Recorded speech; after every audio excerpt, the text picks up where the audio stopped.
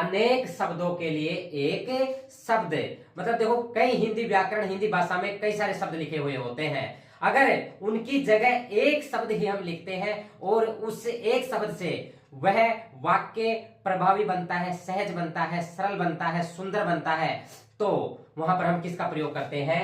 अनेक शब्दों के लिए एक शब्द का। जैसे एग्जाम्पल, काजल के पिताजी बीमारों का इलाज करते हैं। तो देखो 4 शब्द है यहाँ पे, बीमारों का इलाज करते हैं, समझ में हमारे आ रहा है, लेकिन हम इसके लिए ये भी लिख सकते हैं चिकित्सक। क्या लिख सकते हैं?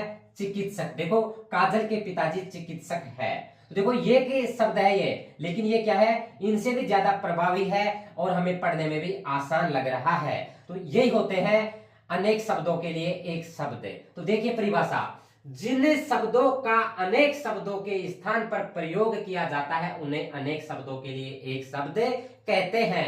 मतलब ये अनेक शब्द है, इनके लिए एक शब्द का प्रयोग किया गया, तो यही वो एक शब्द है। तो देखिए परिभाषा भी आपने समझ ली, आपने एग्जाम्पल भी समझ लिया। हम 1-2 एग्जाम्पल और लेते हैं। जैसे खेती करने वाला, मतलब कई सारे शब्द है ये, खेती करने वाला।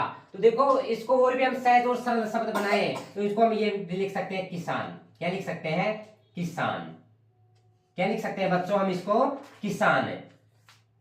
और जैसे चित्र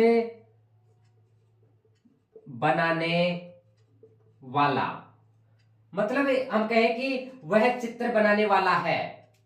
जैसे हमने किसी के लिए बोला कि वह चित्र बनाने वाला है, लेकिन हम उसको ऐसे भी बोल सकते हैं वह चित्रकार है। मतलब अनेक शब्दों के लिए एक शब्द का प्रयोग, अनेक शब्दों के लिए एक शब्द का प्रयोग, तो यही होता है अनेक शब्दों के लिए एक शब्द।